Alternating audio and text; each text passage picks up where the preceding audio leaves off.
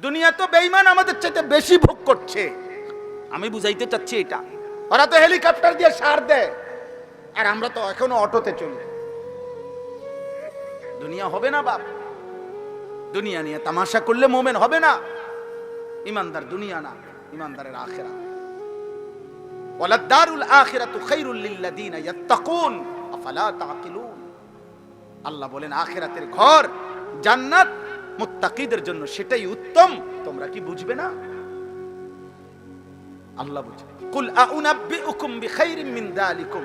আল্লাহ বলেন নারীর সৌন্দর্য, সন্তানাদির আকর্ষণ, সম্পদের আকর্ষণ, জন্তু জানোয়ারের আকর্ষণ, ক্ষেত ফসলের আকর্ষণ, এগুলো সব আমি দিছি। আমি জুইয়িনা, আমি দিছি বান্দা, আমি দিছি। আল্লাহ বলেন এই দুনিয়ার এই সব আয়োজন যা আমি সাজিয়ে দিয়েছি তোমাদের জন্য, তার চাইতে উত্তমটা কি সেটা কি আমি তোমাদেরকে বলবো? আল্লাহ নিজে বলতেছে কুল আউনাব্বিউকুম, আমি কি বলবো তোমাদেরকে? তো আল্লাহ নিজেই বলেন লিল্লাযিনা তাকাউ ইনদা রাব্বিহিম, তোমরা যারা যারা আমি আল্লাহকে ভয় করে আমার উপরে তাকওয়া রেখে গুনাহ ছেড়ে দিয়ে আখিরাতে আসবা, জান্নাতুন তাজরি মিন তাহতিহাল আনহার খালিদিনা ফিহা, অনন্তকালের জান্নাত আমি আল্লাহ তোমাদের হাতে তুলে দেব। আর জান্নাতের এক কোণা, জান্নাতের এক নিয়ামত, খোদার কসম তোমার দুনিয়া লক্ষ কোটি বারের চাইতেও অনেক উত্তম, অনেক উত্তম, অনেক উত্তম। আপনি যদি বলেন আপনার সন্দেহ হয়, ঠিক আছে, আপনার সন্দেহ নিয়ে থাকেন আপনি, আমার ইয়াকিন হয়। আপনি যদি টেলিভিশনের খবর আপনার এতটা বিশ্বাস হয়, চ্যানেলের খবর আপনার এতটা বিশ্বাস হয়, বিজ্ঞান বইয়ের পড়া আপনার এত বিশ্বাস হয়, পদার্থ বিজ্ঞানের পড়া আপনার এত বিশ্বাস হয়, জীববিজ্ঞানের পড়া আপনার এত বিশ্বাস হয়, দুনিয়ার বাংলা অঙ্ক ইংরেজি বইয়ের পড়া আপনার এত বিশ্বাস হয়, এত বড় কায়নাতের মালিক আসমানওয়ালা রব, তার কথা আমার বিশ্বাস হবে না কেন? কেন হবে না বিশ্বাস? কেন হবে না? হ্যাঁ বলেন, যুক্তি কি বলে, ইনসাফ কি বলে? কোরআনের কথা বিশ্বাস হবে না কোন যুক্তিতে? কেন? কারণটা কি? আপনার কাছে কি কারণ আছে বলেন, যে কারণে আপনি আস্থা রাখতে পারতেছেন না? রাসূলুল্লাহ সাল্লাল্লাহু আলাইহি সাল্লামের কথার উপরে আপনার আস্থা হচ্ছে না কেন বলেন? আমার শায়েখ আল্লামা মুফতি মুশতাকুন নবী কাসিমি হুজুর অনেক সময় এটা বলে, জিকিরের কথা, আল্লাহর জিকির বলতে বলতে ওয়াজে হুজুর অনেক সময় আবেগে জোশ উঠলে হুজুরে বলে যে হে আল্লাহর বান্দারা, শ্রোতাদেরকে বলে যে দেখেন আমি আপনাদেরকে এতক্ষণ বললাম যে আল্লাহকে ডাকেন, আল্লাহকে ডাকেন, আল্লাহকে ডাকেন, যদি আপনারা কেউ না ডাকেন শেষ পর্যন্ত আমি মুশতাকুন নবী কসম করে বললাম আমি আল্লাহকে ডাকবই ডাকবো। ঠিক তেমনি ভাবে আপনারা হাজারবার প্রত্যাখ্যান করেন, নওজোয়ান ভাই তুমি আল্লাহকে ছেড়ে দাও, বাকি মনে রাখো যাকে ছেড়ে দিছো ও চিরেই তুমি তার কাছেই যেতে হবে। হ্যাঁ নিশ্চিত, নিশ্চিত, কোনো সন্দেহ। আল্লাহ আমাদেরকে তৌফিক দান করে, আল্লাহ আমাদেরকে কবুল করে নেন। শেষ আমার ওয়াজ, আমার মূল বক্তব্য কথাই, এ আপনার কাছে, আমার কাছে, কিশোর ভাই, যুবক ভাই, বয়স্ক বাবা, অনেক বুঝমান আমার অনেক ঘনিষ্ঠ মানুষ আছেন এখানে আপনারা, এবং পর্দার আড়ালের মা বোন, প্রত্যেকের কাছে আমাদের মুসলমান, আমরা আমাদের পরিচয় আমরা মুসলিম। অতএব খোদার কসম এক মুমিন, এক মুসলমানের মূল পরিচয় আখিরাত, মূল ফিকির আখিরাত, মূল চেতনা আখিরাত, মূল প্রস্তুতি আখিরাত, মূল আয়োজন আখিরাত, আখিরাত, আখিরাত। আল্লাহ আমাদেরকে আখিরাতের প্রস্তুতি নেওয়ার তৌফিক দান করে। নাহমাদুহু ওয়া নাস্তাঈনুহু ওয়া নাস্তাগফিরুহু ওয়া নু'মিনু বিহি ওয়া নাতাওয়াক্কালু আলাইহি ওয়া নাউযু বিল্লাহি মিন শুরুরি আনফুসিনা ওয়া মিন সাইয়্যিআতি আ'মালিনা মান ইয়াহদিহিল্লাহু ফালা মুদিল্লা লাহু ومن يضلله فلا هادي له ونشهد أن لا إله إلا الله وحده لا شريك له ونشهد أن سيدنا وحبيبنا ومولانا محمدا عبده ورسوله أما بعد فأعوذ بالله من الشيطان الرجيم بسم الله الرحمن الرحيم ألف لام ميم أحسب الناس أن يتركوا أن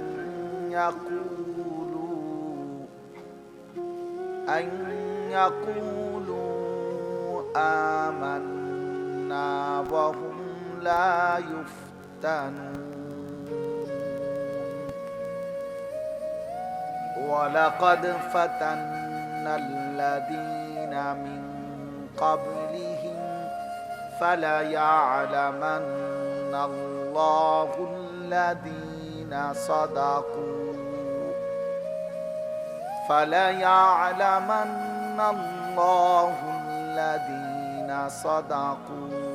وليعلمن الكاذبين أم حسب الذين يعملون السيئات أن يسبقونا ساء ما يحكمون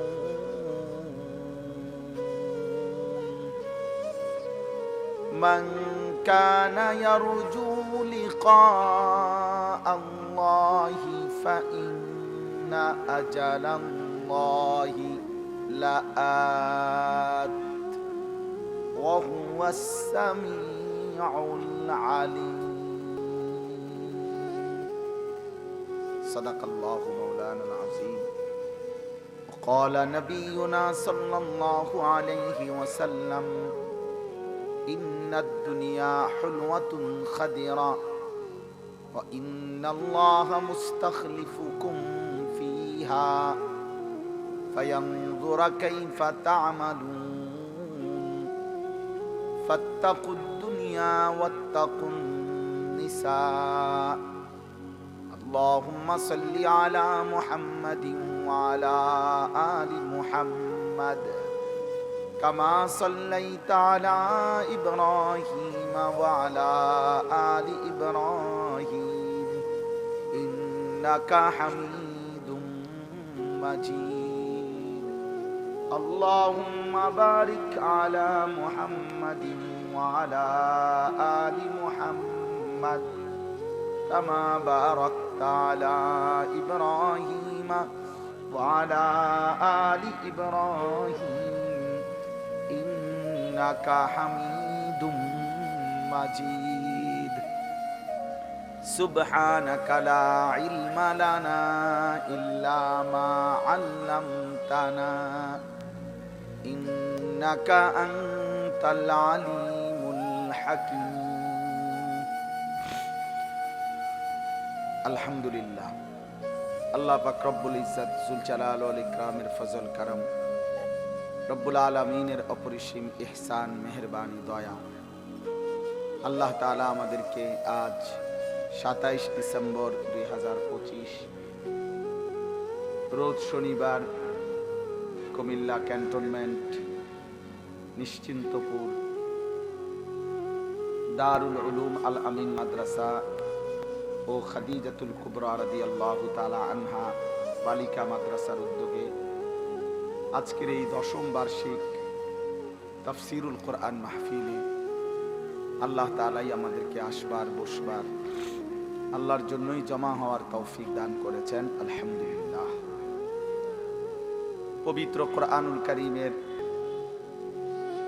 20 নম্বর পারা 29 নম্বর সূরা, সূরাটির নাম সূরায়ে আনকাবুত। যে সূরাটি আমি পড়েছি এই সূরার প্রথম 5টি আয়াত আমি তেলাওয়াত করেছি। একেবারে অল্প একটু সময় আপনাদের সামনে এই 5টি আয়াতকে সামনে রেখে সামান্য কিছু কথা আরজ করতে চাই। যে কয়েকজন ভাই আপনারা দাঁড়িয়ে আছেন, আমার একটা জিনিস আশ্চর্য লাগছে যে আপনাদের পরে ভিতরে আইসা অনেক লোক বসছেন, কিন্তু আপনাদের সামনে আমি যখন খুতবা পড়তেছিলাম তখন দেখছি একটা জিনিস ভালো লাগলো আর কি, যে পরে আইসা অনেকে জায়গা মিলল, কিন্তু ওনারা আগে থাকতেই দাঁড়ায় রইল। আমি খেয়াল করছি। এই জন্য এখন ওলামায়ে কেরাম দিনদারদের সাথে বসা এটাও জীবনের অনেক বড় সৌভাগ্য। বসা তো সব জায়গায় বসা হয়, কিন্তু প্রিয় মানুষদের সাথে বসা, গুণামুক্ত একটা পরিবেশে বসা। স্বাভাবিকভাবে এখানে কেউই বিড়ি সিগারেট খাচ্ছে না, এখানে এই মুহূর্তে কেউ মোবাইলে অশ্লীল ছবি দেখবে না, এখানে কেউ ইচ্ছে থাকলেও কোনো রকমের গালিগালাজ করবে না। তাহলে এটা নেক পরিবেশ, এটা মুবারক পরিবেশ, মুবারক মজলিস। নিঃসন্দেহে রাসূলুল্লাহ সাল্লাল্লাহু আলাইহি ওয়াসাল্লাম হাদিসে কুদসির মধ্যে বলেছেন, আল্লাহ তাআলা বলেন, আল্লাহর এই প্রিয় বান্দাদের মজলিসে, আল্লাহর নেক বান্দাদের বরকতে আল্লাহ কাউকে বঞ্চিত করে না, সকলকে মাফ করে। লা ইয়াশকা বিহিম জালিসুহুম, হাদিসের শব্দ এবং বিশুদ্ধ হাদিস। আল্লাহ তাআলা বলেন, আমার প্রিয় বান্দাদের মজলিস এমন যে এখানে কেউই বঞ্চিত হয়, প্রত্যেকেই আল্লাহর মাগফিরাত এবং রহমত লাভ করে। এই জন্য এরকম একটি মজমায় বসা, যেমন জুমার নামাজের বয়ান যখন হয়, মসজিদের যখন জামাত হয়, এরকম দিনই যখন কোনো মজমায় বসার সুযোগ হয়, এই কিছুক্ষণের বসা, এটার মধ্যেও আখিরাতের অনেক ফায়দা। রাসূলুল্লাহ সাল্লাল্লাহু আলাইহি ওয়াসাল্লাম বলছেন, মাসালুল জালিসিস সালিহ ওয়াল জালিসিস সু কাহামিলিল মিস্ক ওয়া নাফিখিল কির। নেক মানুষের সাহচর্য আর মন্দ লোকের সাহচর্য কিসের মতো? নবীজি বলেন, একটা আতর বিক্রেতার মতো, আর একটা কামারের দোকানদারের মতো। নবীজি উদাহরণ দিচ্ছেন যে নেককারের সংস্পর্শে আতর বিক্রেতার মতো। কাহামিলিল মিস্ক, 3টা ফায়দা আতর বিক্রেতার থেকে। 1, আতর বিক্রেতার কাছে গেলেই নাকের মধ্যে সুগন্ধি লাগবে। 2, আতর বিক্রেতা না কিনলেও সামান্য পরিমাণ হলেও হাতের মধ্যে লাগায় দিবে। 3, কিনে নিলে একবার ঘর পর্যন্ত সুগন্ধি পৌঁছে যাবে। তার মানে এখানে সুগন্ধি ছাড়া লসের কিছু নেই, কমপক্ষে নাকে তো সুগন্ধি ঘ্রাণ লাগে। আল্লাহ নবী সাল্লাল্লাহু আলাইহি ওয়াসাল্লাম বলছেন, উত্তম সঙ্গীর উদাহরণ এমন যে তার থেকে উপকারী উপকার। নেক মানুষের তাকিয়ে থাকাও বরকত। আমাদের খুলনার হযরত, আমার পরম শ্রদ্ধেয় মুরব্বী আরিফ বিল্লাহ হযরত মাওলানা মুফতি নুরুল আমিন সাহেব, এই মসজিদে আমাদের হযরত মাওলানা আব্দুল কাদের ইসলাহি ভাই যে মসজিদে, এই যে আপনাদের এই মসজিদে, উনি একদিন সামান্য সময় কথা বলছিলেন। হযরত আসছিলেন, আমরাই আনছিলাম ওনাকে অনেক আগে। তো হযরত বলছেন যে যেই মসজিদের ইমাম মুয়াজ্জিন আল্লাহর ঘরে খেদমত করে, ওই ধারাবাহিক ওই ইমাম মুয়াজ্জিন যিনি আল্লাহর ঘরে খেদমত করছেন, আপনার যদি সময় না থাকে, হযরত বলছেন যে শুধু কিছুক্ষণ সময়, 1 মিনিট 2 মিনিট 5 মিনিট ওনার সামনে বসবেন। হযরত নসিহত করছেন, আমি নিজে শুনছি, যশোর এক বয়ান। হযরত বলতেছেন যে শুধু ইমাম সাহেবের সামনে বসবেন, বসে ইমাম সাহেব যদি জিজ্ঞাসা করে কেন আসছেন, বলে না কোনো কারণ নাই হুজুর, এই আপনার দিকে একটু তাকাইতে আসছে। নিঃসন্দেহে হযরত বলছেন, আল্লাহ তাআলা এর মাধ্যমেও কলিজার মধ্যে আখিরাতের নূর দান। এই তাকিয়ে থাকা, এটা আপনি বুঝতেন না, আপনি বুঝতেন। শুধুমাত্র যাদের কাছে যান্ত্রিক পৃথিবী, জীবন যাদের কাছে ভোগ উপভোগ, জীবন যাদের কাছে মেশিন আর যন্ত্রপাতি, জীবন যাদের কাছে আধুনিকতা আর প্রযুক্তি, জীবনে অর্থ যাদের কাছে বস্তুবাদ, নগদ দুনিয়া উপভোগ করা, তাদের কাছে এগুলো কঠিন বিষয়। এগুলো তাদের কাছে ভিন্ন কঠিন বিষয়, এগুলা ওনারা বুঝতে চায়। এই আধ্যাত্মিকতা যেহেতু ওনার কলিজার মধ্যে এটা নাই, কখনোই আসে না, এই জন্য উনি এটা বোঝেন, এটা বুঝতে চায়। এটা বড় কঠিন বিষয়, কিন্তু এটা বাস্তবতা যে আখিরাতের ফায়দা। এই জন্য দোস্ত সব সময় এটা চেষ্টা করা উচিত।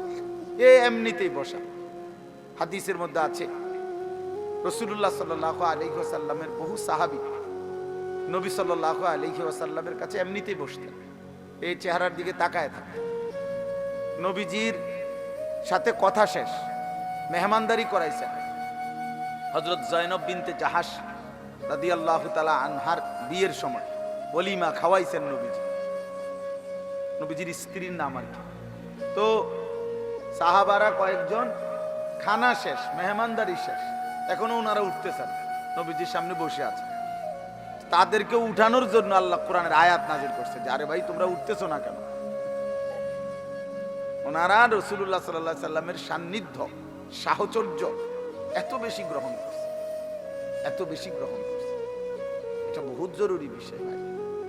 এমনি দুই চারটা নীতি কথা, মোটা দাগের ইসলামের বিধিবিধান, এগুলো আমরা সবাই জানি। এগুলার জন্য বক্তা আসার কি আছে? চুরি করা হারাম, এটা কে না জানে? এটা আমি বুঝাইয়া করেন কি? আমি বুঝাইলি কি আর এটা মোস্তাহাব হয়ে যাবে? বুঝেন নাই কথা? সুদ খাওয়া হারাম, এটা তো একটা স্পষ্ট কথা, এটা তো সবাই জানে। 30 বছর ধরে যে সুদ খায়, এই হারাম খোরকে জিজ্ঞেস করলেও তো সে বলবে সুদ খাওয়া হারাম। বুঝেন? 10 বছর ধরে যে কোনোদিন 5 ওয়াক্ত নামাজ পড়ে নাই, এমন নাফরমানকে জিজ্ঞেস করিলেও মুসলিম পরিচয়ধারী, সে বলবে নামাজ 5 ওয়াক্ত। সে কি 2 ওয়াক্ত বলবে মনে হয়? তো এইটুকু মোটা দাগের জানা, এইটা তো সবাই কম বেশি জানে। আমরা অনেক মানুষ আছে না বলে আও রাখেন হুজুর 2-4 কলম, আমরাও জানি। তো আমি কি আপনি 2-4 কলম কা, আপনি 8-10 কলম জানেন, অসুবিধা কি আমার? আপনি মনে করেন না আমার তো বেশি জানেন, তো কি? আপনার আমি অস্বীকার করছি না আপনি কিছু জানেন।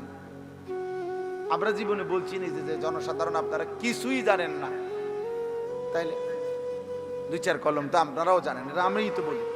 সবাই তো জানে, সবাই তো জানে, সবাই তো জানে। অনেক আপনার ইসলাম বিরোধী ব্যক্তি, ইহুদি, খ্রিস্টান, এমন অনেক পণ্ডিত আছে যারা কোরআন সুন্নাহর জ্ঞান অনেক জানে, অনেক গবেষণা করে, কিন্তু জীবনে আমলে পরিণত হওয়া, গ্রহণ করা, এটাকে নিজের জীবনে আনয়ন করা, এটা হলো মূল সার্থকতা, এটা হলো মূল লক্ষণীয় বিষয়। আমাদের পাকিস্তানের বিশ্ববিখ্যাত বুজুর্গ, সারা পৃথিবী বিখ্যাত আলেমে দ্বীন আল্লামা তাকি উসমানী দামাত বারাকাতুহুমুল আলিয়া, ওই ভাই এই আলো এটা বন্ধ করো ভাই, মোবাইলগুলোই বন্ধ করেন, হাতের মোবাইলগুলো নামাও ভাই, নামাও, নামাও বেটা, ফালতু কোথাকার বেটা। একটা নজর তাকাইছো নি হুজুরের দিকে? বেটা মোবাইলের দিকেই তো তাকায় আছে। দুর্ভাগ্য মিয়া, কোন মাহফিলে বসছে তো এখানেও এটা ধরে রাখছে, এটার দিয়ে তো তাকাইলা কার দিকে? মোবাইলের দিকে না তাকাইলা ফায়দা পাইবা? তুমি কি কোনো হুজুরের দিকে তাকাইছো নি মিয়া? তুই তো মাঝখান দিয়ে ওয়ালে উঠাই দিলা, মাঝখানে এটা ওয়াল উঠাই দিল না তো, তারপরে তো মোবাইলের দিকে তাকাইছিলেন, আপনি বুঝবেন কি? আপনার পরিবর্তন হবে কিভাবে? সারাক্ষণ আমি আজকে একজনকে বললাম, আরে ভাই সারাক্ষণ শুধু পাবলিকের চিন্তা বাদ দেন, আপনি ভালো হন, নিজের ইসলার ফিকির করে, নিজের আখিরাতের ফিকির করে। মানুষের কল্যাণ জরুরি, নিজের কল্যাণ, নিজের পরিবর্তন সেটা তার চাইতে বেশি জরুরি। মানুষের কল্যাণ সাধ্যমতো, নিজের কল্যাণ পূর্ণ মতো। অর্থাৎ নিজের কল্যাণ বলতে এখানে বাত্তরকারী না, আমার ইমান, আমার আমল, আমার আখলাক, আমার আখিরাত, আমার হালাল হারাম, এটার মধ্যে 100% পূর্ণ থাকতে হবে। আর মানুষের কল্যাণ করব আমি আমার সাধ্যমতো, সাধ্যমতো। এই পৃথিবীতে এখনকার হুজুর যারা আছে, আলেম ওলামা যারা আছে এখন, ওনারা যদি 24 ঘন্টাও মানুষের উপরে মেহনত করে, তারপরেও মানুষের মধ্যে ইমানদারও থাকবে, গোমরা পথভ্রষ্টও থাকবে। থাকবে কিনা? দুনো রকমই থাকবে, দুনো রকম। যার সর্বোচ্চ 6 মাস যদি আমরা মিলাই একটু পরিশ্রম করি, আশা করা যায় আর একটা লোকও বেনামাজি থাকতো না। জিনা এমন আশা করেন না হুদা, এই আশায় কাম হইতো না। আমার মতো মৌলানা ইসরাফিল ভাইয়ের মতো এরকম 2-4 সুদূর যদি বাইকটা বড়ি বানাইয়া দেয় খাওয়াইয়া, এরপরও হে বড়ি গিললে আর পরে কোনো নামাজ পড়তাম না, পড়তাম না। কি লেগে পড়তাম না? পড়তাম না কইছে আপনার কি? আমি পড়তাম না, আপনি যাইবেন না দিকে, বুঝলেন না কথা? এটাই নিয়ম, এভাবেই চলবে পৃথিবীতে, এভাবেই চলবে। আলোর দিকেও ফিরবে, অন্ধকারের দিকেও যাবে, থাকবে এরকম। আলো আর অন্ধকারের মিশেল, এরই নাম দুনিয়া। ভালো আর মন্দের মিশেল, এরই নাম দুনিয়া। দুনিয়া ইমানদার আর নাফরমান এরই মিশ্রণ, এর নাম দুনিয়া। সব ইমানদার যেদিকে ওটা জান্নাত, সব নাফরমান যেদিকে ওটা জাহান্নাম। সব আলো যেখানে সেটা জান্নাত, সব অন্ধকার যেখানে সেখানে জাহান্নাম। এই জন্য বললাম ভাই, আমার প্রথম কথা এটা যে জিন্দেগির পরিবর্তন দরকার, জীবন বদলানো দরকার। কম বেশি কথা আমরা সবাই জানি, আমরা সবাই জানি। মোটা দাগের কিছু কথা বলতেছিলাম, হুজুরের কথা। আল্লামা তাকি উসমানী দামাত বারাকাতুহু, হুজুর এত বড় মাফের আলেমে দ্বীন, পাকিস্তানের শরিয়া বোর্ডের দীর্ঘদিন পর্যন্ত প্রধান বিচারপতি ছিলেন, চিফ জাস্টিস ছিলেন। পৃথিবীর এমন কোন দেশ নাই যা তিনি সফর করেন না। দুনিয়া মেরে আগে ওনার কিতাব আছে। এই সফরনামার মধ্যে সারা বিশ্ব ভ্রমণের কাহিনী ওনার বই আছে, বাংলাতেও অনুবাদ আছে। তো এই বইতে আছে উনি কানাডা সফর করছেন। ওই কানাডার সফরের কাহিনীর মধ্যে আছে যে কানাডার সবচেয়ে বড় ইউনিভার্সিটিতে ইসলামিক স্টাডিজ বিভাগ আছে, ইসলামী শিক্ষা। এবং তিনি বলেন যে সেই ইসলামী শিক্ষা ডিপার্টমেন্টের যে লাইব্রেরি, এই লাইব্রেরি উনি বলেন যে আমি পৃথিবীতে ইসলামী যত লাইব্রেরি দেখছি ইউনিভার্সিটিগুলোতে, মুসলিম যত জায়গায়, তার সকলের চাইতে সবচেয়ে বড় লাইব্রেরি এই কানাডার ওই ইউনিভার্সিটির ইসলামিক স্টাডিজ বিভাগের মধ্যে। এই পরিমাণ আরবি কিতাবাদি তাফসির সব ওখানে আছে, সারা পৃথিবীতে যা ছাপানো হয়েছে।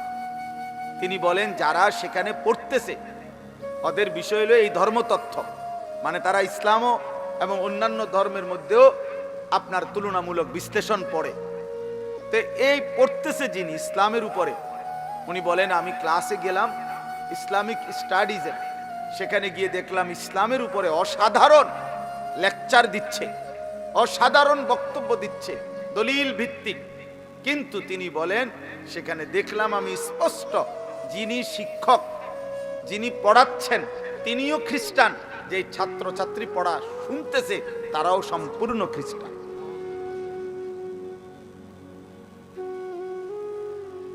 তো কি বুঝলেন দোস্ত? এটুকু ভালো কথা বলা, কিছু বক্তৃতা মারা, লেকচার দেওয়া, 4টা পয়েন্ট 5টা দলিল, কিছু দলিল ভিত্তিক তাত্ত্বিক কিছু কথা বলা, এটা তো একটা চ্যাপ্টার লিখে নিলেই হলো, এটা মুখস্থ করে নিলেই হলো। কিন্তু নিজের জীবনে বাস্তবায়ন করা এটা ভিন্ন কিছু, এটা ভিন্ন কিছু। এটা AI শরীফরে কইলেও আপনারা ঠিক করে দিব। অনলাইনের আপনি যেই AI, আপনি ওরেও যদি বলেন যে আমি একটা লেকচার দেবো আগামীকাল সকাল 10টায় একটা প্রোগ্রামে, আমার জন্য তুমি এটা রেডি করে দাও এই বিষয়ের উপরে, সে দেখবেন মহাজ্ঞানী, মহাজ্ঞানী, মহাজ্ঞানী। এটার উপরে সে যতক্ষণ আপনারে তথ্য দিতেই থাকবে, দিয়ে আবার লাস্টে আবার বলবে মানে আমি এটা দেবো কি আপনাকে, ওইটা দেবো কি। তাইলে এতটুকু রেফারেন্স, উদ্ধৃতি, বক্তৃতা, লেকচার, চমৎকার উপস্থাপনা, দলিল ভিত্তিক কথা, এই সব কিছু এক বিষয়। আর জীবনে ঈমান আমল তৈরি করা, জিন্দেগিটা বদলানো বা এটা ভিন্ন বিষয়। আমাদের মিশরের একজন বিশ্ববিখ্যাত ইসলামী স্কলার, চিন্তাবিদ, গবেষক এবং অনেক বড় বুজুর্গ একজন মানুষ আছেন, যিনি একাধারে ডাক্তার এবং একজন ইসলামী চিন্তাবিদ, ডক্টর রাগিব সারজানি। উনি বলছেন, ওনার একটা বই আছে, এই বইটার বাংলা অনুবাদ হয়েছে, ফজর আর করব না কাজা বইটার নাম। এই বইতে আছে, উনি বলেন, আমি ওনার অঞ্চলে এক জায়গায় যে আমি একজন লেকচারারের ইসলামের উপরে এবং চমৎকার লেকচার শুনছি একটা সেমিনারে গিয়ে। যে আমরা অতিথি ছিলাম, উনিও আমরাও।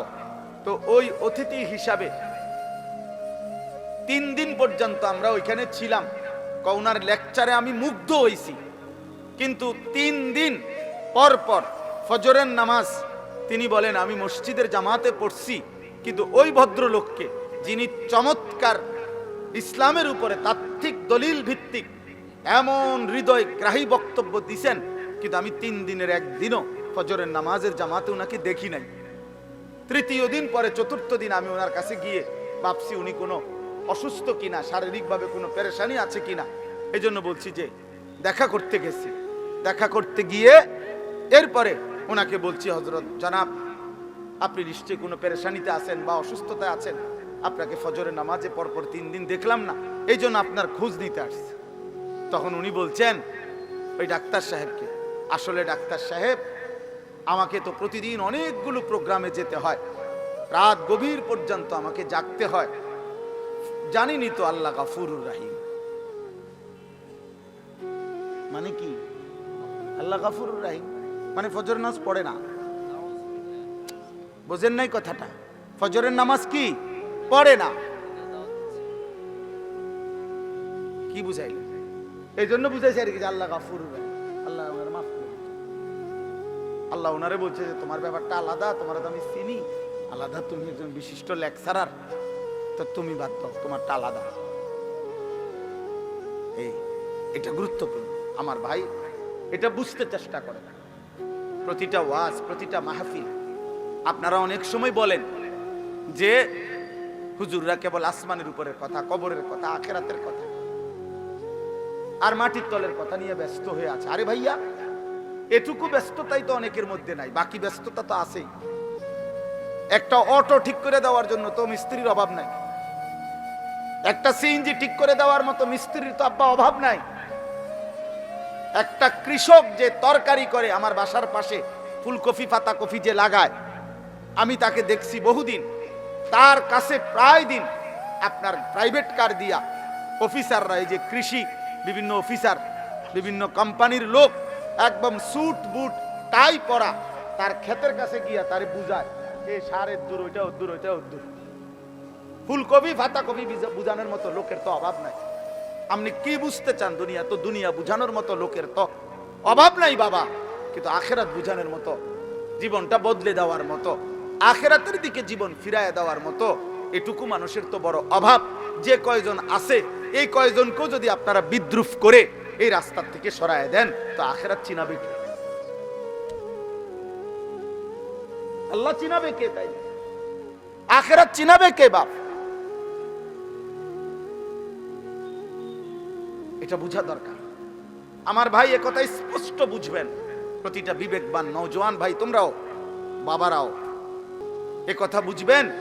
এই কোরআন সুন্নাহর ইলম আর দুনিয়ার সমস্ত জেনারেল ইলম, এই জেনারেল শিক্ষার যত পড়া আর এই কোরআন সুন্নাহর পড়ার একটা মৌলিক পার্থক্য হলো, জেনারেল শিক্ষার সমস্ত পড়ার মূল টার্গেট এই দুনিয়ার আয়োজন, দুনিয়ার জীবন উপভোগ করার জন্য যত অত্যাধুনিক, যত প্রযুক্তি, যত সহজকরণ, যত আধুনিকায়ন হইতে পারে, এটা হলো জেনারেল শিক্ষার মূল মাকসাদ। আর খোদার কসম, কোরআন সুন্নাহর শিক্ষার মূল মাকসাদ আখিরাতের আয়োজন। এখানেই তফাৎ, এখানেই তফাৎ। আপনি আমগরে দুর্বল ভাইবেন না। আমার বিষয়ের উপরে আমি পড়ি, আমি আপনার বিষয় কেমনে বুঝতাম? আপনি যে আমার বিষয় বোঝেন না, কথা বোঝেন নাই। এখানে মৌলিক পার্থক্য। ভোগের এই দুনিয়া যত আধুনিক, যত মজাদার ভাবে জীবন উপভোগ করা যায়, এটা হলো বস্তুবাদী দুনিয়ার, এই আধুনিক দুনিয়ার স্লোগান। গোটা ইউরোপের সমস্ত পড়ালেখা, গোটা ইউরোপের সমস্ত মেশিনারি, সমস্ত গবেষণার সবকিছুই হলো এই প্রথম আসমানের নিচে মাটির উপরের এটুকু আয়োজন। আর কোরআন সুন্নাহর মূল আয়োজন আখিরাতের আয়োজন। এখানেই মৌলিকত্ব, পার্থক্য। এই জন্য এক হবে না কোনোদিনও, কোনোদিনও না। ইসরাফিলের ফু পর্যন্ত কোনোদিনও না। আপনি পদার্থ জীববিজ্ঞানের শতভাগ কোরআনের মতো বানাইতে পারতেন না, আর কোরআন সুন্নাহর ইলমকে আপনি পদার্থ জীববিজ্ঞান বানাইতে পারতেন না। এখানে মৌলিকত্ব ভিন্ন, এখানে চিন্তাধারাটাই ভিন্ন।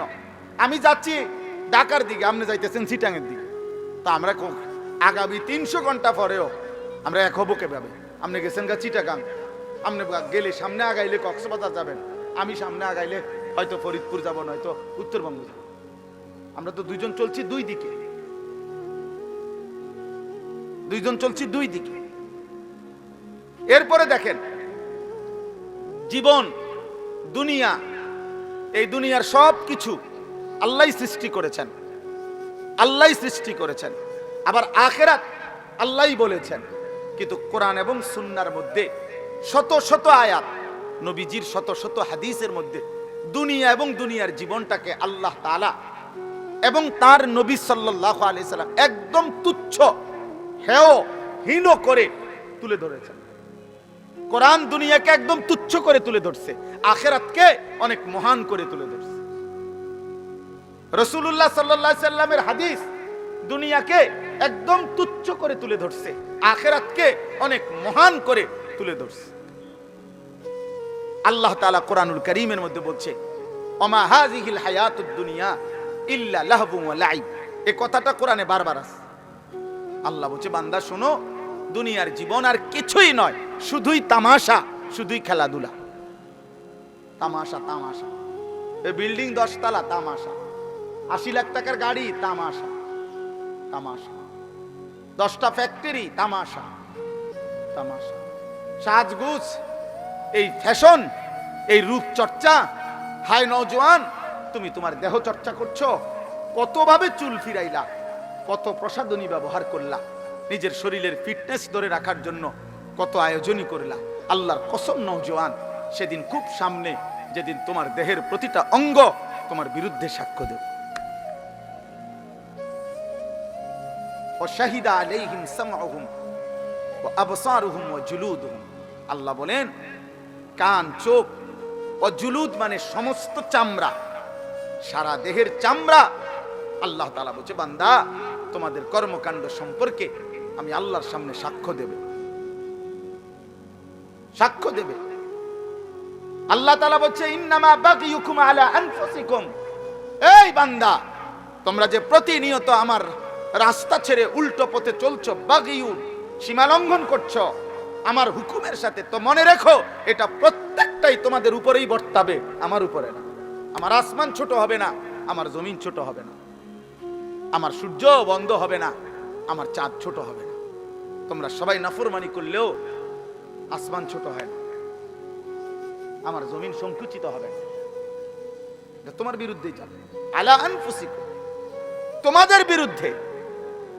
তোমার চুরি তোমার বিরুদ্ধে দাঁড়াবে, তোমার জিনা তোমার বিরুদ্ধে দাঁড়াবে, তোমার নর্তকী দেখা তোমার বিরুদ্ধে দাঁড়াবে, তোমার সুদের একটা একটা টাকা তোমার বিরুদ্ধে বলবে।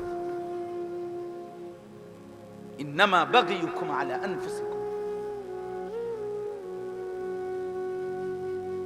আল্লাহ তাআলা বলছে, কুল বিতামাত্তা, কুল তামাত্তা বিকুফরিকা কালিলা।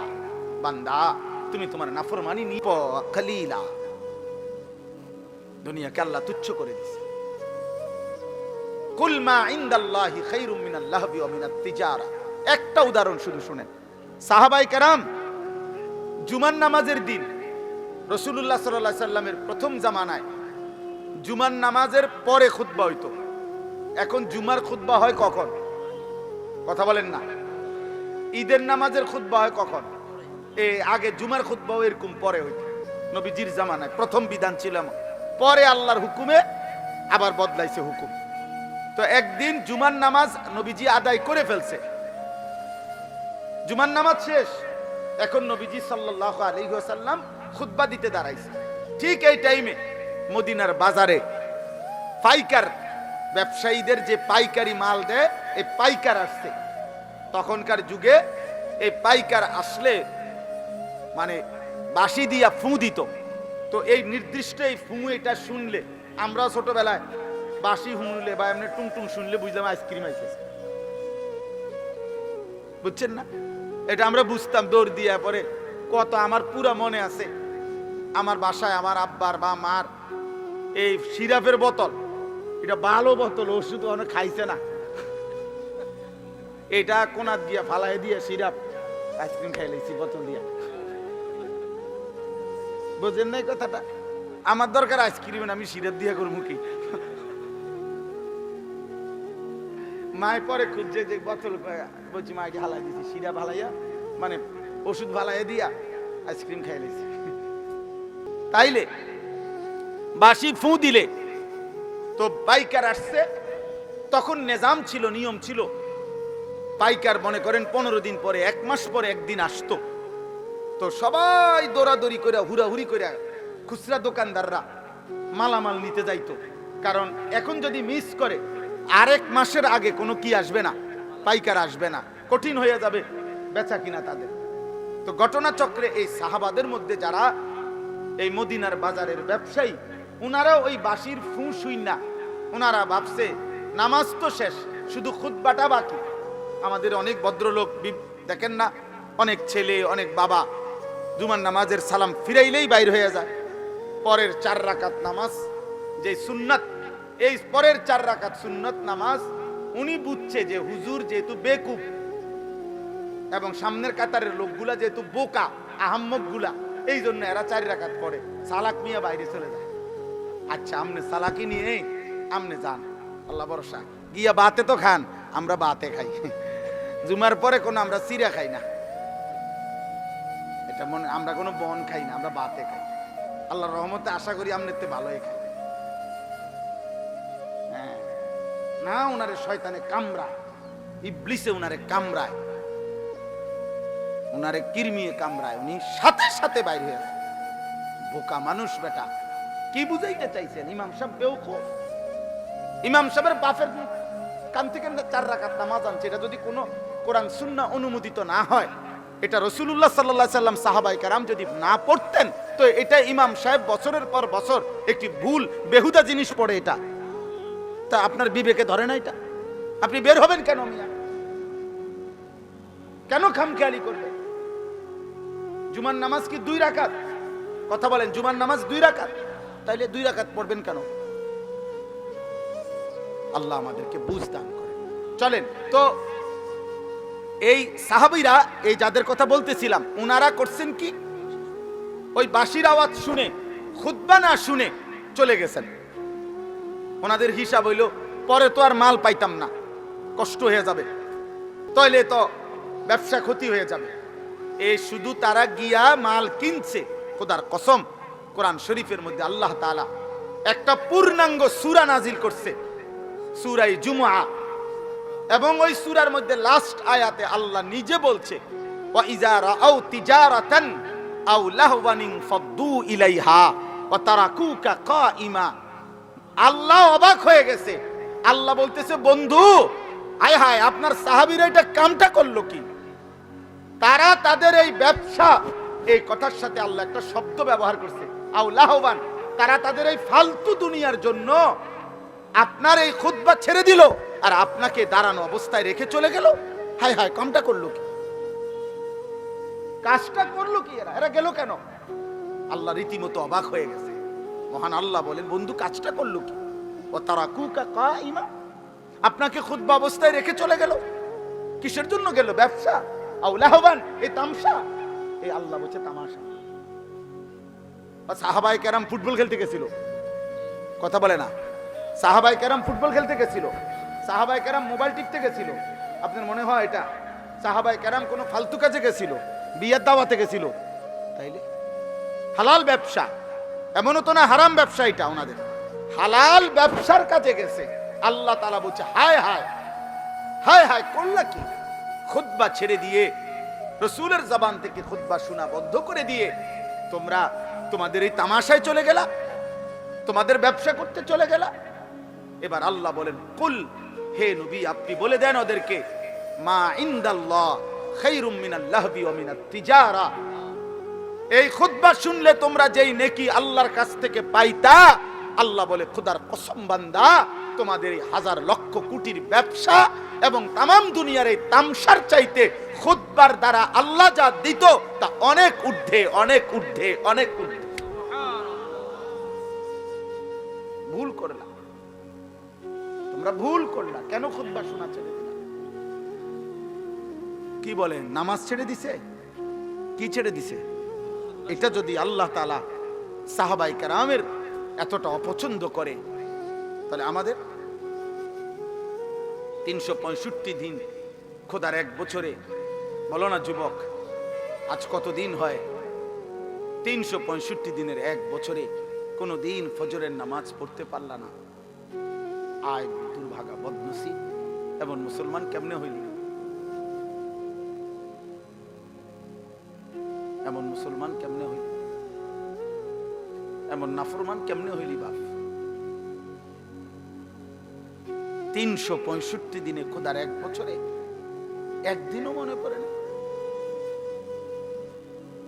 ভোরের আলো তোমারে কোনোদিন দেখবে না, সুবহে সাদিক তোমাকে কোনোদিন দেখবে না, ভোরের মুয়াজ্জিন তোমাকে কোনোদিন দেখবে না। আহ আহ 5 ওয়াক্ত নামাজ দিনের পর দিন যাদের ছুটে যায়, কি কারণে ছুটে যায়? বলেন না আব্বা, কি কারণে ছুটে যায়? কি কারণে ছুটে যায়? কি দোকানদারি করে লাইছেন এক একজন, কি দুনিয়া উল্টাইছে জানি না। আপনাকে কার ঘরে কি আছে মিয়া? সোফা এক সেটের বেশি তো বেশিরভাগ ঘরে 2 সেট সোফা নাই। এটা তো আমার ঘরেও আছে মিয়া। কি বেশি কামাই করে ফেলছেন দুনিয়া মিয়া? হ্যাঁ, এক সেট সোফা, একটা ডাইনিং টেবিল, 6টা চেয়ার, 2টা খাট, 2টা আলমারি, বাথরুম 2টা, বদনা, বালতি, জগ, মগ, কাঁচের প্লেট, নুনের বাড়ি, আর কি তা? কি ফার্নিচার এগুলা? এটুকু ফালতু জিনিসের জন্য এত মিথ্যা বললেন, এত টাকা সুদ খান, 30 বছর ধরে সুদের চাকরি করেন, 30 বছর ধরে অবৈধ উপার্জন করেন। আরে হারামখোর, তোর লোভ কোনোদিন শেষ হবে না, খোদার কসম তোর অভাবও কোনোদিন শেষ হবে না। এই কিস্তি চলতে চলতে, সুদ চলতে চলতে, লোন চলতে চলতে কবরে চলে যাইবা, আর আখিরাতে জাহান্নাম ছাড়া আর কিছুই মিলবে না বেটা। কেউ মাতবরি করেন না, আমিও না, আপনিও না। কোন নাফরমান, কোন পাপী, কোন বেনামাজি, কোন চরিত্রহীন যুবক, নারী দেখো, ছবি দেখো, উলঙ্গ দৃশ্য দেখো, জিনা যে বিচারে দৃশ্য দেখো, হারাম ছবিতে পড়ে থাকো, মোবাইলের উশৃঙ্খলার উলঙ্গতায় পড়ে থাকো, যুবক নিজেকে চালাক মনে করিস না বাপ। তুই এই সমাজের দুশ্মন, তুই এই জাতির কলঙ্ক। চরিত্রহীন যুবক, তুমি মায়ের অপমান, তুমি বাবার লজ্জা, তুমি ইসলামের অপমান, তুমি আল্লাহর নাফরমান, তুমি রাসূলের দুশ্মন। পৃথিবী তোমারে মনে রাখবে না। এ ভাতে খাইতে পারবা, দুনিয়ায় ভোগ করবা, বেডি সেবার, নারী সেবা, শরীর নাপাক করবা, নষ্ট করবা, অবৈধ বীর্যপাত হবে, হারাম বীর্যপাত, খালাস, আর কিছু হবে না। দুনিয়া মনে রাখবে না বাপ। শহীদ শরীফ ওসমান হাদি, এই ইমানদার যুবক রাহমাতুল্লাহ আলাইহি, আমি আজকে তার কবর জিয়ারত করে আসছি। এই ইমানদার যুবক, আমার মাটির এই সাহসী সন্তান, এই ইমানদার যুবক প্রমাণ করেছে একই সাথে ঈমান এবং দেশপ্রেম একসাথ করে শুক্রবার জুমার নামাজ পড়ে গুলিবিদ্ধ হয়ে মহান আল্লাহর কাছে নিজেকে পেশ করছে। আল্লাহ বলছে, হাদি তোর প্রতি ফোঁটা রক্তের বিনিময়ে আমি লক্ষ কোটি মানুষের চোখের পানি ঝরাইয়া দিলাম। সে 5 ওয়াক্ত নামাজ পড়তো, সে ফজরের নামাজ পড়তো, প্রতিদিন ফজরের নামাজ পড়তো, সে আল্লাহর কোরআনের হাফেজ ছিল, সে রাসূলুল্লাহ সাল্লাল্লাহু আলাইহি সাল্লামের হাদিস স্পষ্ট বিশুদ্ধ কোরআন পড়তে পারতো, হাদিস পড়তো। তার বাবা আলেম ছিলেন, তার মা পর্দানশীল, তার স্ত্রী পর্দানশীল, সে নিজে মাদ্রাসায় পড়ুয়া ছাত্র ছিল। হ্যাঁ বাবা, একই সাথে তার কলিজায় ঈমান ছিল, একই সাথে তার কলিজায় দেশপ্রেম ছিল। জমিনের মাটির প্রশ্নে, স্বাধীনতা, সার্বভৌমত্ব, আজাদির প্রশ্নে সে একাই বলছিল যে যদি দেশের একটা মানুষও যদি না বলে, তারপরেও ভারতীয় আধিপত্যবাদের বিরুদ্ধে আমি হাদি একাই বলে যাব, প্রয়োজন আমার জমিনের 1 ইঞ্চি কাউকে নিতে দেব না। জমিনের পাহারাদার ছিল, এই মাটির পাহারাদার, আবার ইমানদারও ছিল। এই জন্য দুস্থ রাজনীতি আরো অনেকে আগেও করছে, এখনো করবে, কিন্তু এই পরিমাণ মানুষের চোখের পানি অঝরে ঝরানো এটা কঠিন, এটা কঠিন, এটা কঠিন। আজকেও আমি যখন দেখছি, তখনও দেখছি যে জিয়ারত করতেছে সাধারণ মানুষ, যেই দেখলাম যে সব কাঁদতেছে, সব কাঁদতেছে।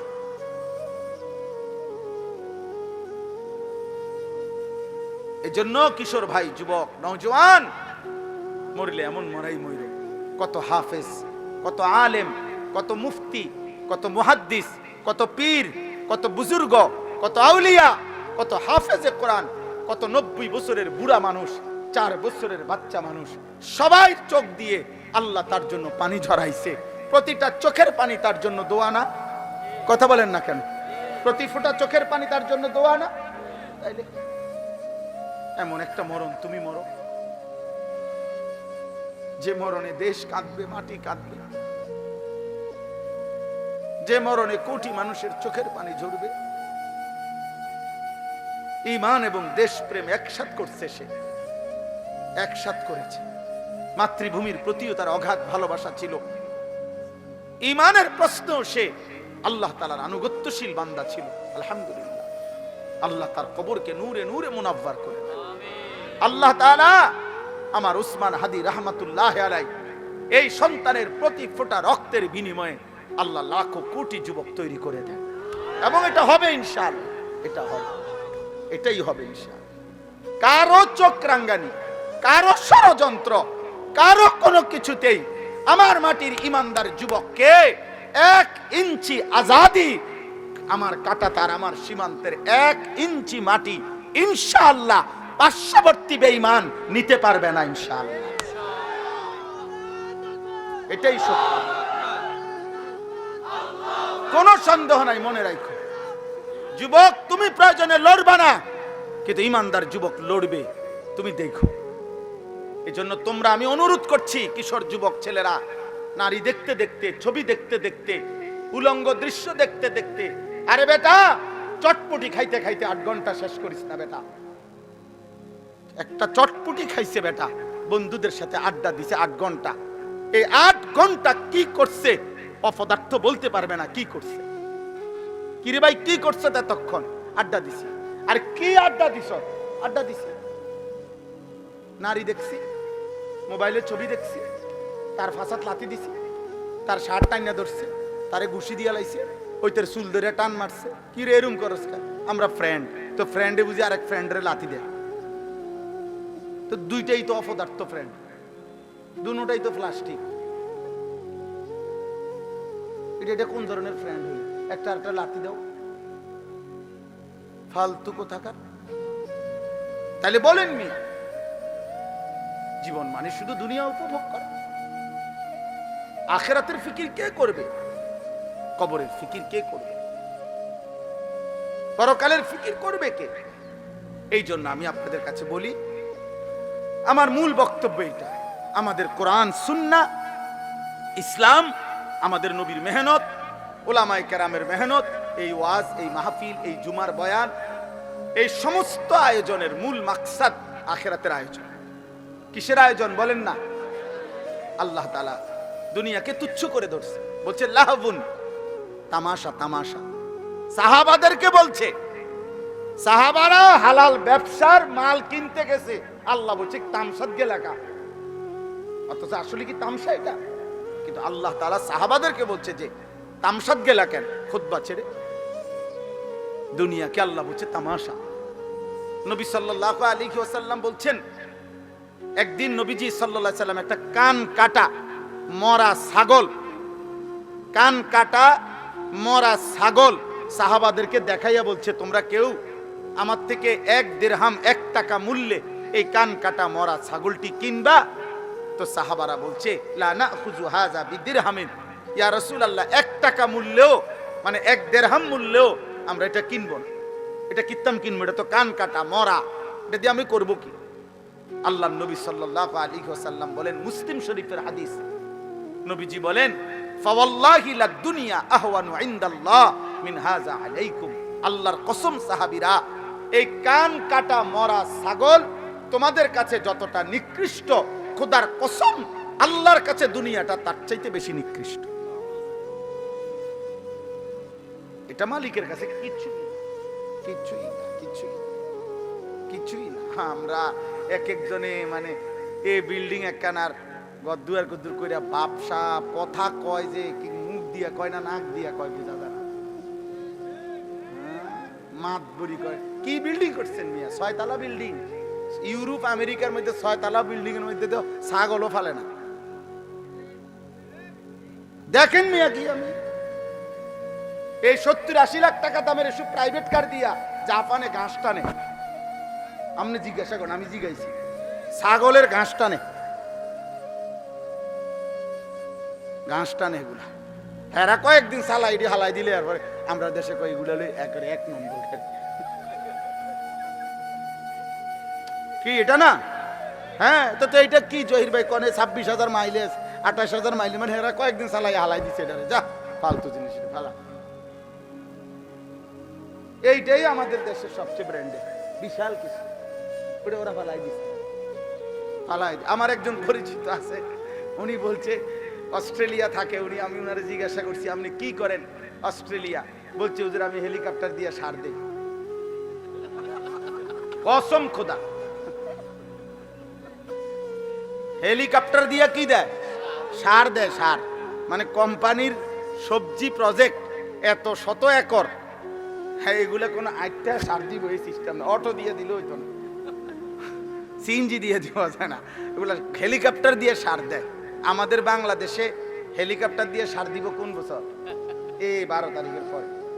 এই দোয়া করেন, 12 তারিখ নির্বাচন না, 12ই ফেব্রুয়ারি, 13-14 তারিখের দিকে ইনশাল্লাহ প্রত্যেকের ঘরে ঘরে হেলিকপ্টার পয়সা যাবে সার দেওয়ার জন্য। যেই বিবৃতি চলতেছে এক একজনের, সুবহানাল্লাহ, কি হয় বলা যায় না, কি হয়। শেষ পর্যন্ত আমরা যার যার দেশে থাকতে পারি কিনা, নাকি সকলেই একবারে বেডিং টেডিং নিয়ে চাঁদের দেশে বা মঙ্গল গ্রহে চলে যাই কিনা, সম্ভাবনা আছে। যেই আশ্বাস দিতেছে সবাই, মাশাআল্লাহ, আশা করা যায় হয়তো চাঁদে বা মঙ্গলে আমরা গদ্দুয়ার করতে পারবো। আশা করি ব্যাপক উন্নতি হয়ে যাবে দেশে, অনেক কিছু হইব। হ্যাঁ ইনশাআল্লাহ। তাইলে দুনিয়া তো বেঈমান আমাদের চাইতে বেশি ভোগ করছে। আমি বুঝাইতে চাচ্ছি এটা, ওরা তো হেলিকপ্টার দিয়ে সার দেয়, আর আমরা তো এখনো অটোতে চলি। দুনিয়া হবে না বাপ, দুনিয়া নিয়ে তামাশা করলে মোমেন হবে না। ইমানদার দুনিয়া না, ইমানদারের আখিরাত। ওয়ালাদ দারুল আখিরাতু খায়রুল লিল্লাযিনা ইয়াত্তাকুন আফালা তাকিলুন।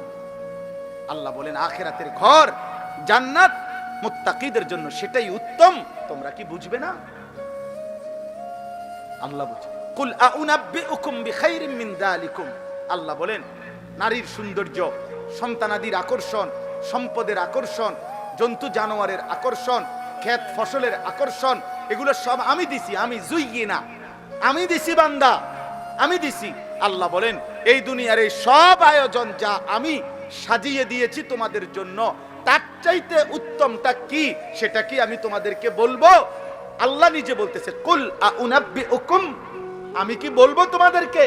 তো আল্লাহ নিজেই বলেন লিল্লাযিনা তাকাউ ইনদা রাব্বিহিম, তোমরা যারা যারা আমি আল্লাহকে ভয় করে আমার উপরে তাকওয়া রেখে গুনাহ ছেড়ে দিয়ে আখিরাতে আসবা, জান্নাতুন তাজরি মিন তাহতিহাল আনহার খালিদিনা ফিহা, অনন্তকালের জান্নাত আমি আল্লাহ তোমাদের হাতে তুলে দেব। আর জান্নাতের এক কোণা, জান্নাতের এক নিয়ামত, খোদার কসম তোমার দুনিয়া লক্ষ কোটি বারের চাইতেও অনেক উত্তম, অনেক উত্তম, অনেক উত্তম। আপনি যদি বলেন আপনার সন্দেহ হয়, ঠিক আছে, আপনার সন্দেহ নিয়ে থাকেন আপনি, আমার ইয়াকিন হয়। আপনি যদি টেলিভিশনের খবর আপনার এতটা বিশ্বাস হয়, চ্যানেলের খবর আপনার এতটা বিশ্বাস হয়, বিজ্ঞান বইয়ের পড়া আপনার এত বিশ্বাস হয়, পদার্থ বিজ্ঞানের পড়া আপনার এত বিশ্বাস হয়, জীববিজ্ঞানের পড়া আপনার এত বিশ্বাস হয়, দুনিয়ার বাংলা অঙ্ক ইংরেজি বইয়ের পড়া আপনার এত বিশ্বাস হয়, এত বড় কায়নাতের মালিক আসমানওয়ালা রব, তার কথা আমার বিশ্বাস হবে না কেন? কেন হবে না বিশ্বাস? কেন হবে না? হ্যাঁ বলেন, যুক্তি কি বলে, ইনসাফ কি বলে? কোরআনের কথা বিশ্বাস হবে না কোন যুক্তিতে? কেন? কারণটা কি? আপনার কাছে কি কারণ আছে বলেন, যে কারণে আপনি আস্থা রাখতে পারতেছেন না? রাসূলুল্লাহ সাল্লাল্লাহু আলাইহি সাল্লামের কথার উপরে আপনার আস্থা হচ্ছে না কেন বলেন?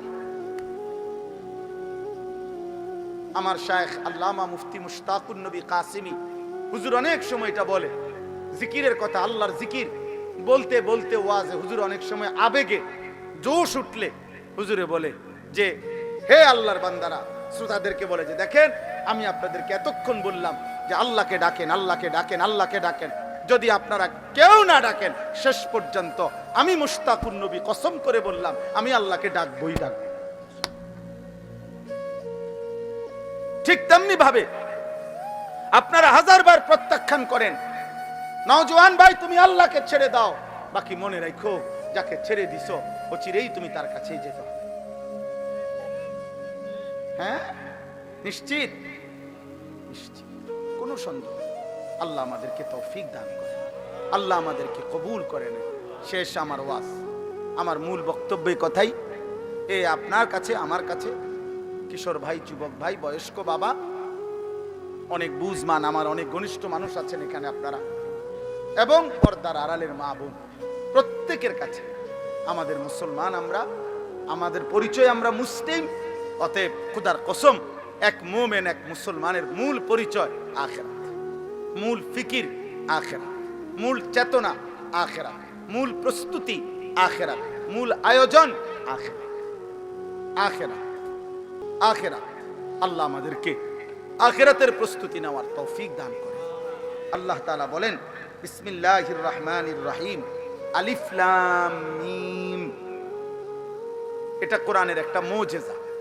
আল্লাহ তাআলা কোরআনুল কারীমের 29টি সূরার শুরুতে এরকম অক্ষর উল্লেখ করে কোরআনের একটা চ্যালেঞ্জ ঘোষণা করেছেন যে, হে পৃথিবীর সমস্ত মুশরিক বেঈমান, যদি তোমাদের কারো মনে হয় কোরআন আমার বন্ধু মুহাম্মদের বানানো, তাহলে কেউ যদি গল্প, কবিতা, প্রবন্ধ নিজে নিজে লেখে, তাহলে অন্যান্য জ্ঞানী গুণী ব্যক্তিরা সেই গল্প, কবিতা, প্রবন্ধের ব্যাখ্যা করতে পারে, কি বুঝাইতে চাইছে, অন্যান্যরা এটা দেখলে বোঝে। কারণ বাংলা পড়ছে এরকম তারও অনেকেই, অঙ্ক পড়ছে এটা তারও অনেকেই, ইংরেজি পড়ছে এটা তারও অনেকেই পড়ছে। তো এই জন্য একজনের লিখা, একজনের কবিতা, গল্প, অন্যান্য স্যারেরা, অন্যান্য শিক্ষিতরা এটা বুঝাইতে পারে না, ব্যাখ্যা করতে পারে না। তো আল্লাহ তাআলা বলছে, যদি ভাবো কোরআন আমার বন্ধু মুহাম্মদের বানানো, তো সে আর তোমরা একই জনপদের, একই এলাকার, একই ভাষাভাষী, একসাথেই বেড়ে উঠছো, অতএব তার বানানো এই কথা তো তোমরাও ইচ্ছা করলে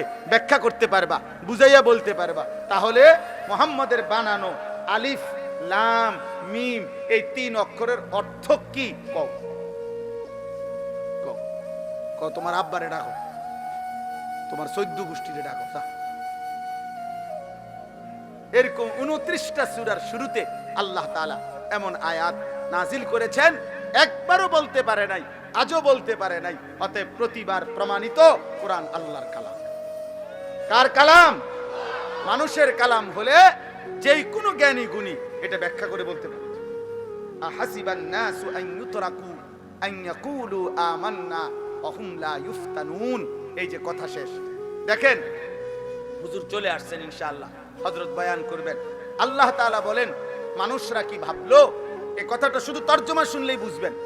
আল্লাহ তাআলা বলেন, আমার বান্দারা কি ভেবেছে যে তারা শুধু মুখে বলবে আমি মুসলমান, আমি মুমিন, এটুকু উচ্চারণ করবে। ভোটার আইডি কার্ড দেখেন, আমার ধর্ম ইসলাম। জন্ম নিবন্ধন সনদ দেখেন, আমার ধর্ম ইসলাম। পাসপোর্টে দেখেন, আমার ধর্ম ইসলাম। হ্যাঁ, মুখে বলবে আমি মুসলমান, আল্লাহ তাআলা বলেন অহুম লা ইফতানুন, আমি আল্লাহ এ শুধু দাবি করবে মুসলমান, আর আমি কোনো পরীক্ষা না নিয়ে আমার বান্দাকে ছেড়ে দেব, জান্নাত দিয়ে দেব। এই কি ভেবেছে বান্দা? এই কি ভেবেছো? আল্লাহ তাআলা এটা জানতে চাইছে। কি ভাবছো বান্দা? আখিরাতে পাসপোর্ট দেখাইবা, আখিরাতে আইডি কার্ড, আখিরাতে জন্ম নিবন্ধন সনদ দেখাইবা? না না, আমি পরীক্ষা নেব। ইমানের পরীক্ষা দিয়ে আখিরাতে জান্নাত নিতে হবে। কি দিয়ে বলেন না? পরীক্ষা দিয়ে। কি দিয়ে বলেন? বলেন না কি দিয়ে? পরীক্ষা দিয়ে। পরীক্ষা। ওয়ালাকাদ ফাতান্নাল্লাযীনা মিন ক্বাবলিহিম, আল্লাহ বলেন প্রত্যেক জামানায় যারাই নিজেদেরকে ইমানের পরিচয় দিয়েছে আমি তাদের পরীক্ষা নিয়েছি। ফালা ইয়ালামান্নাল্লাহুল্লাযীনা সাদাকু ওয়ালা ইয়ালামান্নাল কাযিবিন, পরীক্ষা নিয়ে আমি জেনেছি ইমানের দাবিতে কে সত্যবাদী আর কে মিথ্যাবাদী। এজন্য দোস্ত, আমাদের জীবন পরীক্ষা। দুনিয়াকে বলে দারুল ইমতিহান, পরীক্ষার ঘর। আখিরাত হলো দারুল জাযা, ফলাফলের ঘর। পরীক্ষা দেবেন এখানে, ফলাফল শুনবেন সেখানে। দুনিয়াকে বলে দারুল আমাল, আমলের ঘর। আখিরাতকে বলে দারুল হিসাব, হিসাবের ঘর। দুনিয়াকে বলে দারুল মিহান, মেহনতের ঘর। আখিরাতকে বলে দারুল জাযা, ফলাফল, প্রতিদানের ঘর। মেহনত করবেন এখানে, প্রতিদান পাবেন সেখানে। আমল করবেন এখানে, হিসাব পাবেন ওইখানে। পরীক্ষা দেবেন এখানে, ফলাফল শুনবেন ওইখানে। কথা বুঝছেন কি না বলেন? পরীক্ষা দিতে হবে। এন্ড পরীক্ষাটা কি? পরীক্ষা হলো এই প্রতিদিন মৃত্যু পর্যন্ত আল্লাহ তাআলা আমাদেরকে যত বন্দিগি করতে বলছেন এটাই পরীক্ষা। প্রত্যেকটা ইবাদত এটাই পরীক্ষা। প্রতিটা গুনাহ ছেড়ে দেওয়া এটাই পরীক্ষা। প্রতিটা আদেশ পালন করা এটাই পরীক্ষা। প্রতিবার নামাজের ওয়াক্ত হয় এটাই পরীক্ষা। সেজদা দিচ্ছেন না ছেড়ে দিচ্ছেন। প্রতি বছর পরীক্ষা, যাকাত দিচ্ছেন না ছেড়ে দিচ্ছেন। প্রতি রমজান পরীক্ষা, রোজা রাখছেন না নাকি রাখছেন না। টাকা সামনে, উপার্জন সামনে, পরীক্ষা, হালাল উপার্জন করছেন না হারাম উপার্জন করছেন। খাবার সামনে, পরীক্ষা, হালাল খাবার খাচ্ছেন নাকি হারাম খাবার খাচ্ছেন। নারী সামনে, পরীক্ষা, হা করে তাকাইয়া আছেন নাকি চোখ নামায়া রাখছেন। প্রত্যেক গুনার মুহূর্তে ছেড়ে দেওয়ার পরীক্ষা, প্রত্যেক আদেশের মুহূর্তে পালন করার পরীক্ষা। বুঝাইতে পারলাম? কথা বলেন না, বুঝলেন? পরীক্ষা দিতে হবে দোস্ত, পরীক্ষা দিতে হবে। ওই ইমাম সাহেবরে, ইসরাফিল বাইরে আর আব্দুল কাদের ইসলাহি বাইরে ফাঁকে ফাঁকে টাকা 200 দিয়ে বেচতে যাইবে। কিতা ঘটনা কি? না, অনেক বড় লোক, অনেক ধনাঢ্য ব্যক্তি, অপ্রিয় সত্য কথা বললাম, অনেক ধনাঢ্য ব্যক্তির ফিকির হইল আখেরাত মানে শুধু দান সদকা। আখেরাত মানে দান সদকা। জীবনভর প্রতিদিন সুদ খায়, সুদের লেনদেন, সুদের উপার্জন। আর দেখা হইলে বলবো হুজুর দোয়া করবেন, এলাকায় একটা এতিমখানা দিছি, 60 জন এতিম ডেইলি খায়। এই যে বেহেশতের বুঝ করে রাখছে এলাকা। হ্যাঁ, ব্যস্ত ওই যে এলাকায় যে 60 জন এতিম খায়, যে ওইটাই আখের। এই 60 জন এতিমের কান্দে করে ব্যস্ত যাবে। এতিম তো আপনার এত পয়সাওয়ালার চাপে সমান হয়ে যাবে। না না, দান সদকা একটি আমল। কথা বলেন, দান সদকা কি? দান সদকার অনেক নেকি। কিন্তু আপনি বলেন, কেউ যদি আজকের দিনে 100 কোটি টাকাও দান করে, কিন্তু আজকের মাগরিবের নামাজ যার ছুটে গেছে, আজকের এশার নামাজ ছুটে গেছে, তো এই 100 কোটি টাকা দানের বিনিময়ে আজকের মাগরিবের নামাজের কাফফারা হবে তো? এশার নামাজের কাফফারা হবে তো আব্বা? তো তাইলে এই জন্য আল্লাহ তাআলা বলেন, বান্দা পরীক্ষা দিতে হবে। পরীক্ষা, প্রত্যেকটি আদেশ পালন করার পরীক্ষা, প্রত্যেকটি নিষেধ ছেড়ে দেওয়ার পরীক্ষা। এই পরীক্ষায় উত্তীর্ণ হয়ে জান্নাতে যেতে হবে।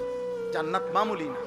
জান্নাত 2টা রুম আর একটা বারান্দা না, সবচেয়ে ছোট জান্নাত 10 দুনিয়া বরাবর। আপনি এটাকে মামুলি মনে করছেন কেন? আখিরাত মামুলি না, হাসরের মাঠ মামুলি না। না বা মামুলি না।